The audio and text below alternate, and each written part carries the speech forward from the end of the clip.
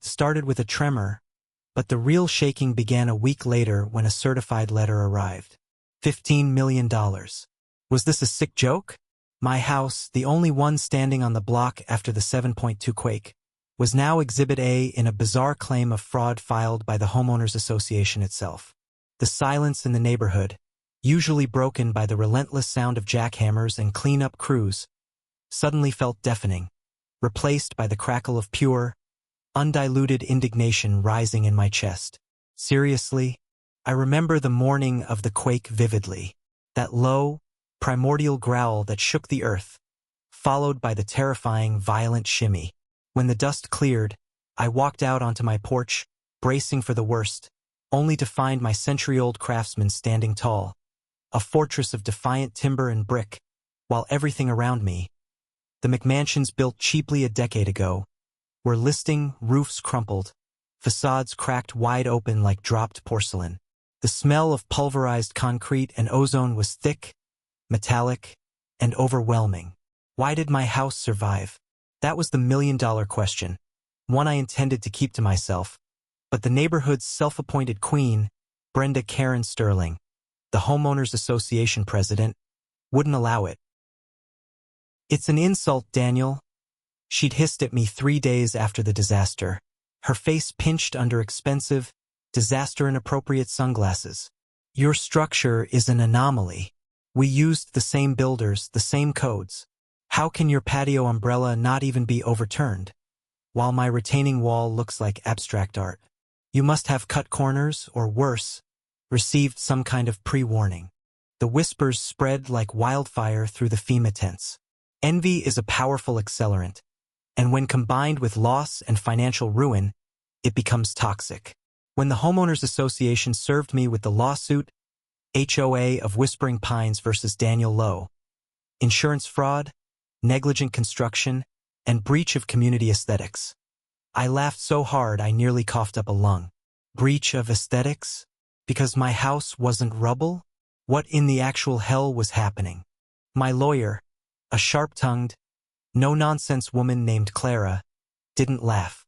She just sighed, a deep, world-weary sound that spoke volumes about the pettiness of suburban life. "They want to recoup their insured losses, Daniel. They need a scapegoat, and your perfect little house is waving a flag saying, 'Look here!'" The discovery phase was brutal. They demanded every blueprint, every permit, every receipt dating back 40 years. I complied, but I deliberately omitted the one thing that held the key. The old, brittle ledger my grandfather, a quiet, brilliant structural engineer, had left me. It detailed the true foundation, a passion project he undertook in the late 70s, completely off the books and long before the Homeowners Association was formed. A decoupled, deep-pile foundation with triple-reinforced steel rebar and a proprietary, high-density concrete mix design to withstand a 9.0. He called it the anchor. It violated the original, flimsy community code, which mandated only a shallow slab to cut costs, but it saved my life. My secret, my inheritance. The tension ratcheted up when Brenda took the stand. She was poised, wearing a pristine blazer, her voice dripping with self-righteous conviction. "Mr. Lowe's structure is statistically impossible," she declared, fixing a cold gaze on the jury. "The implication is clear. He either committed fraud with his insurer or he somehow engineered this outcome at the expense of our community standards. His survival is our proof of his guilt. We have suffered $15 million in damages."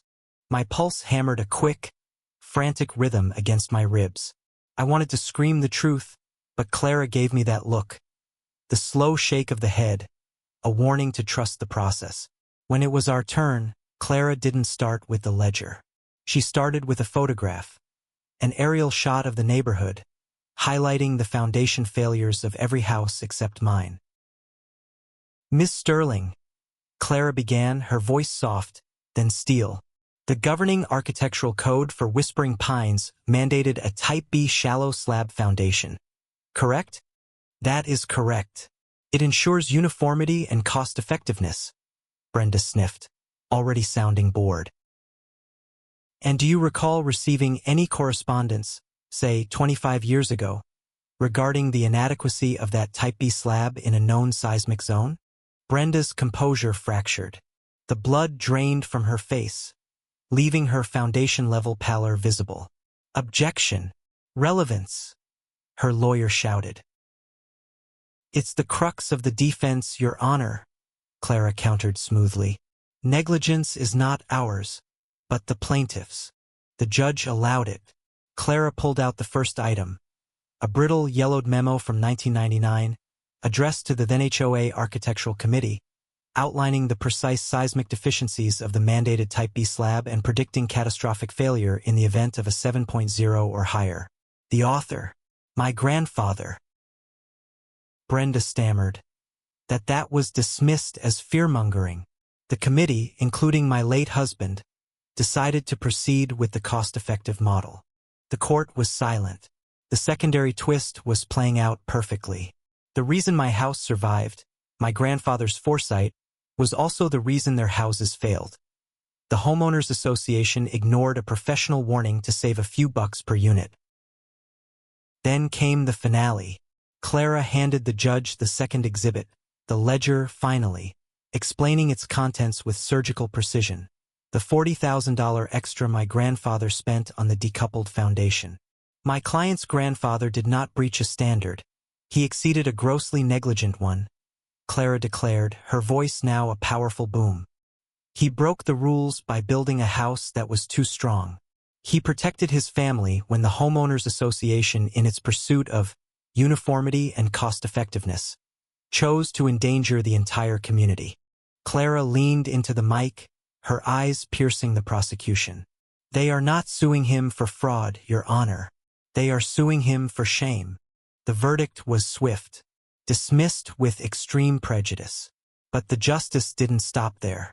Because the evidence of the ignored warning was now public, the court immediately moved to a class action suit by the entire community against the HOA and its long-standing, controlling president, Brenda Sterling, for structural negligence and misrepresentation of safety standards.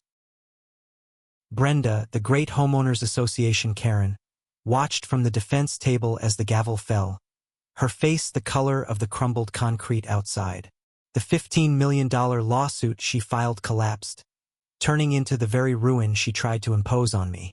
She lost her power, her prestige, and faced the wrath of the community she had bankrupted with her petty, entitled arrogance. I walked out of that courthouse into the cool California air. The sun felt warm, the slight breeze a gentle caress. My grandfather's quiet integrity, his decision to anchor his house to a principle, not a cheap plan, had not only saved my home but brought a wave of necessary, overdue reckoning to a system built on fragile standards and false power. The true lesson? Always over-engineer your principles. When the earth shakes, the strongest foundation wins, and sometimes the best revenge is simply surviving.